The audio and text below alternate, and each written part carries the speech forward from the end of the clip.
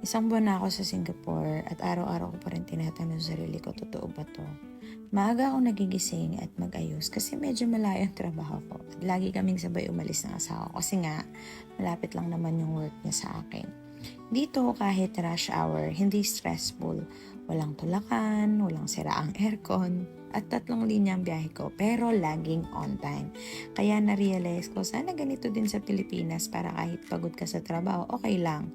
3 lipat pala yung biyahe ko dito. Ito yung Circle Line.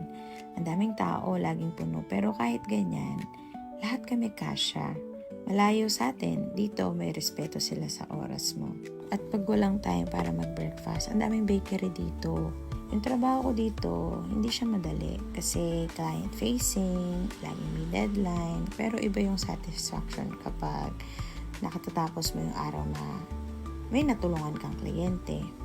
Nakakagaan din sa loob na may mga mababait na teammates ko. Mga meeting kami, kailangan namin mag-refresh, kakain kami sa labas. Sa araw-araw na ginawa ng Diyos, pag nakikita ko ang asawa ko, it means natapos na yung araw para sa amin. Dahil sanay akong work from home 7 years, masaya ako na kapag natatapos ko isang araw na nagagawa ko ng tama yung trabaho ko.